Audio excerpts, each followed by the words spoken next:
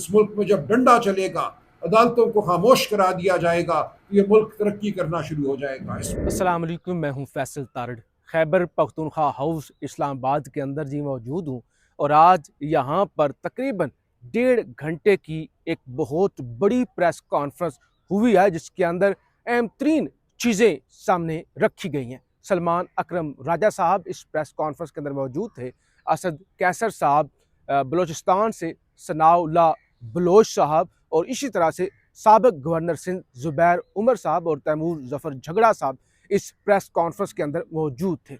خان کی صحت سے لے کر پاکستان کے اندر جو اکانومی کی صورتحال ہے، جو بلوچستان کے اندر ہو رہا ہے، اور پی ٹی آئی کا اگلا لاہ عمل کیا ہوگا، ان ساری چیزوں پر تفصیلی گفتگو کی گئی ہے اور کچھ اہم اعلانات بھی کیے گئے ہیں۔ ان تمام تر چیزوں پر مختصر بات کریں گے، کیونکہ پریس کانفرنس تو 1.5 گھنٹے کی تھی، لیکن ہم نے آپ کے سامنے مختصر نچوڑ رکھنا ہے کہ ہونے کیا جا رہا ہے۔ اس کے علاوہ ذرا سب سے پہلے جو ایک بڑی خبر آئی ہے وہ یہ ہے کہ اسلام آباد ہائی کورٹ کے اندر کل جمعرات کے دن القادر ٹرسٹ یعنی 190 ملین والا جو کیس ہے وہ سماعت کے لیے مختص ہو گیا ہے۔ یہ کیس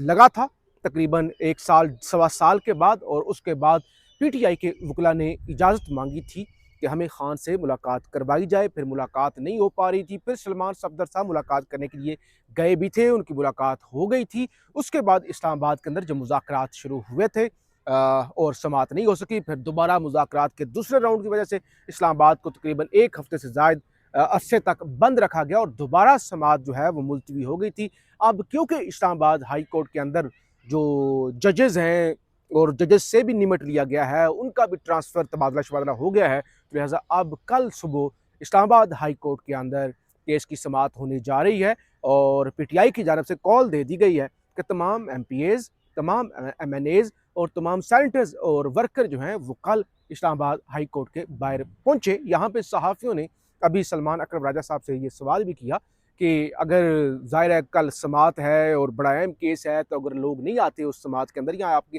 ایم پی ایز یا ٹکٹ ہولڈر یا سینیٹرز نہیں آتے، تو آپ کیا کریں گے؟ دیکھیں، انہوں نے کہا یہ ایک اخلاقی معاملہ ہے، ان کو خان کی سپورٹ کرنی چاہیے، کھڑے ہونے چاہیے۔ اب یہ تو نہیں کہ ہم یہ تو نہیں کہ بچوں کی طرح یا ہم ہیڈ ماسٹر کی طرح ان کو کہیں کہ سٹول پہ کھڑے ہو جاؤ یا تم کان پکڑ لو۔ ظاہر ہے یہ تو ان کا اپنا معاملہ ہے، ان کو خود شرم کرنی چاہیے یا ان کو اخلاقی طور پہ ساتھ کھڑا ہونا چاہیے۔ اب ذرا مختصر میں اس پریس کانفرنس کے حوالے سے بات کر لوں، کیونکہ یہ بڑی اہم پریس کانفرنس تھی، اور خان کے دور میں ایسا ہوتا تھا جب خان پاکستان میں حکومت ختم ہوئی تھی، تو اس وقت وہ اکثر جو ایکسپرٹس تھے اکانومی والے اور سب کو لے کر ساتھ بیٹھتے تھے، اور تقریباً ہر روز ہر دوسرے روز وہ وائٹ پیپر جاری کرتے تھے اور اس طرح کی پریس کانفرنس کرتے تھے، تاکہ لوگوں کو پتہ چلے کہ خان کی حکومت میں کیا صورتحال تھی اور اب کیا صورتحال ہے۔ لہٰذا یہ ایک بڑا اچھا سلسلہ ہے جس کے اندر ایکسپرٹس تیمور ظفر جھگڑا جیسے اور پھر محمد زبیر عمر جیسے لوگ اور باقی سیاستدان، انہوں نے پوری تفصیل کے ساتھ آگاہ کیا۔ دیکھیے جو سلمان راجہ صاحب نے گفتگو کی، انہوں نے کہا کہ خان کو ہسپتال لے کے جایا جاتا ہے، کسی کو نہیں پتہ ہوتا،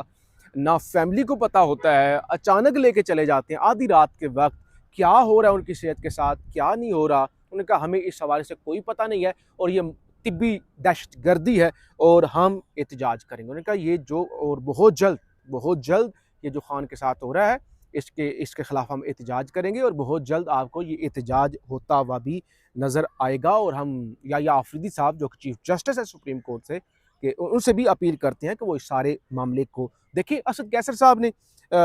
کسانوں کے حوالے سے گفتگو کی، کے پی کے اندر کیا ہو رہا ہے، این ایف سی ایوارڈ کو لے کر پنجاب کے اندر گندم کے کسان، کنو کے کسان، ان کے ساتھ کیا ہو رہا ہے۔ انہوں نے کہا پھر پورا امن جو جد و جہد ہے وہی ہمارے پاس راستہ ہے، اور اس کے علاوہ صاف شفاف الیکشن، سول سپرمیسی۔ لیکن سوال یہ بھی پیدا ہوتا ہے کہ آپ بیٹھ کے ایک پریس کانفرنس کریں اور اس کے اندر مطالبہ کریں کہ نیا الیکشن ہونا چاہیے، سول سپرمیسی ہونا چاہیے، نظام شفاف ہونا چاہیے، تو وہ تو اس طرح جو ہے وہ نہیں ہوگا۔ بہرحال انہوں نے کہا ہم پرامن راستہ ہی ہمارے پاس آپشن ہے۔ مارتر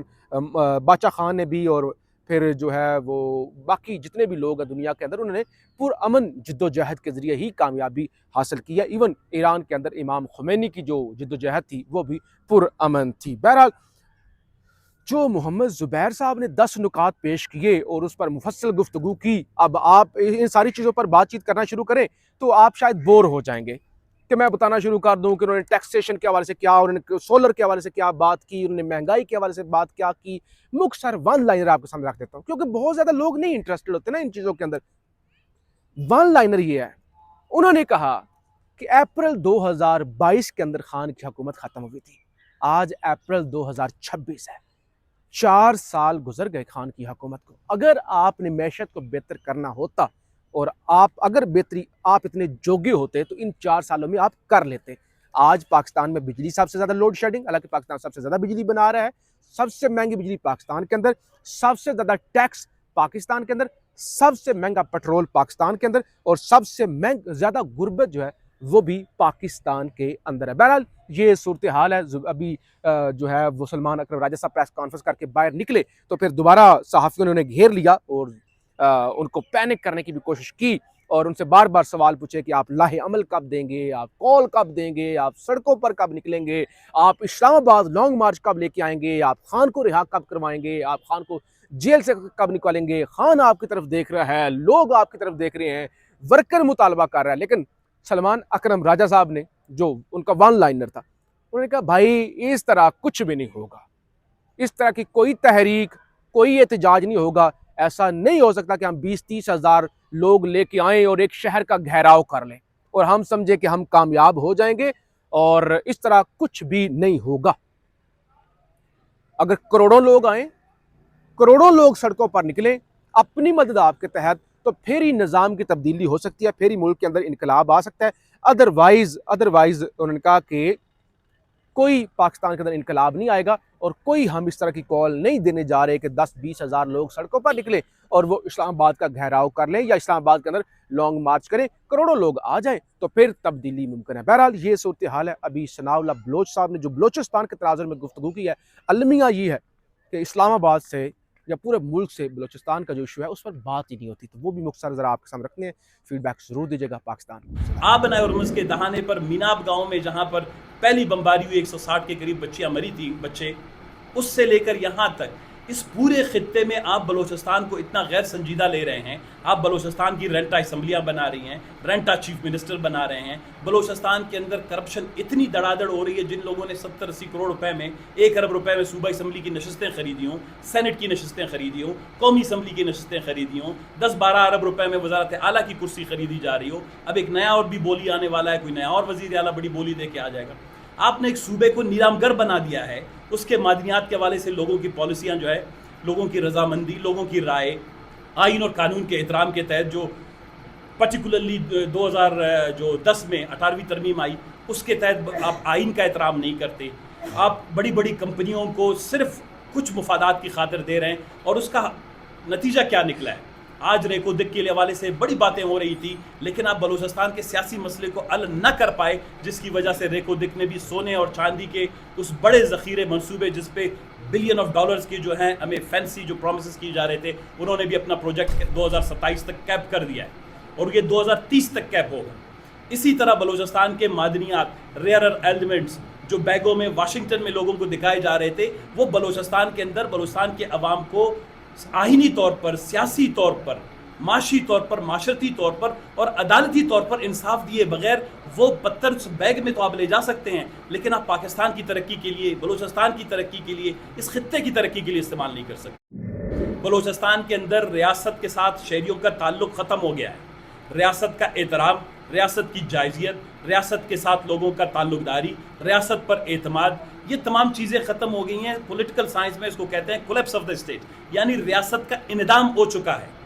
اب ریاست کا انہدام ہے، کوئی ریاستی ریٹ نہیں ہے، صرف ماں سوائے سرکار کی بلٹ پروف گاڑیوں کی، اڑتی جہاز میں، یا ان کے جو ہے 6 سے 10 اسکوائر کلومیٹر پر مشتمل سیکٹریٹ اور اسمبلی کے سوا بلوچستان میں ریٹ جو ہے وہ نہیں رہی ہے. بلوچستان کے اندر 62% جو ہے وہ آبادی بلوچستان کے نوجوانوں کی ہے. 62% نوجوانوں کو آپ نے، یہ جو ابھی حکومتیں جتنی بھی آئی ہیں، یہ مقتدرہ اور اسلام آباد کی منظور نظر حکومتیں ہیں، انہوں نے ایک بھی پروڈکٹیو سائٹ پہ پیداواری ذرائع پیدا کرنے کے لیے نہ انرجی کے انفراسٹرکچر پر توجہ دی، نہ صنعت کاری پر توجہ دی، نہ بلوچستان کی جو بلو اکانومی ہے جس کے بڑے شوشے ہونے چاہیے تھے، 20 سے 22 بلین ڈالر کا ہے. بلوچستان سونے کی چڑیا ہے، لیکن آج اس کو آپ نے اتنا زخمی کر دیا ہے کہ ماں سوائے خون رسنے کے وہاں سے آپ کو سونا نہیں مل پا رہا. اور یہ ساری غلطیاں، یہ ساری زیادتیاں اس لیے ہو رہی ہیں کہ وفاق کے اندر جس طرح محترم قیصر صاحب نے کہا کہ اس وقت جب NFC کی بات ہو رہی ہے، بلوچستان کو بنگلہ دیش ہم سے الگ اسی لیے ہوا تھا. بلوچستان کو آپ رقبے کے اعتبار سے، اس کی اکنامک پوٹینشل کے اعتبار سے، اس کی کوسٹ لائن کے اعتبار سے، اس کے نیچرل ریسورسز کی جو پروڈکشن ہے، بلوچستان نے 50,000 ارب روپے جو ہے وہ پاکستان کی اکانومی میں کنٹریبیوٹ کیا ہے سنس 1955. آپ ابھی بدلے میں اس کو آبادی کی بنیاد پر جو پیسے دیتے ہیں وہ بھی پھر rent out chief minister, rent assembly, rent پارٹیوں کے ذریعے سے واپس اسلام آباد رشوت کی صورت میں آ جاتے ہیں پیسے. وہ بلوچستان کے عوام پہ خرچ نہیں ہو رہے ہیں، اسی لیے بلوچستان کے لوگ چیخ رہے ہیں، چلا رہے ہیں. بار بار اس کو بیرونی سازش کا نام دینا، بار بار یہ کہنا کہ جی یہاں پر بیرونی سازش ہے، کبھی اسرائیل، کبھی UAE، کبھی امریکہ، کبھی افغانستان، کبھی. میں یہ سمجھتا ہوں سب سے بڑی سازش یہ ہے کہ آپ جب جس بک بائی بک، جس قانون کے تحت، آئین کے تحت ہم اس وفاق کا حصہ ہیں، جب آپ اس وفاقی وحدتوں کو ان کا حق نہیں دیں گے، آئین کے تحت درج جو ہے، اب تو اور ادارے بن گئے، 26ویں آئین ترمیم آئی، 27ویں آئینی ترمیم آئی. اب میڈیا کے توسط سے میں کانسٹیٹیوشنل کورٹ کے محترم جج صاحبان سے یہ گزارش کرتا ہوں کہ کانسٹیٹیوشنل کورٹ کی سب سے بڑی رسپانسبلٹی یہ ہے کہ وہ جو آرٹیکل 8 سے میرے خیال آرٹیکل 21 تک ہے، جو فنڈامنٹل رائٹس ہیں، ہیومن رائٹس ہیں، وہ جو انشرائنڈ ہیں، گارنٹیڈ ہیں، اس کے تحت عمران خان صاحب کو انصاف دیں، اس کے تحت محترمہ ان کی زوجہ کو انصاف دیں، شاہ محمود قریشی صاحب کو دے دیں، علی وزیر صاحب کو دے دیں، ڈاکٹر مارگ صاحب کو دے دیں. یہ کوئی بیرونی ایجنٹ اور اعلی کار نہیں ہے.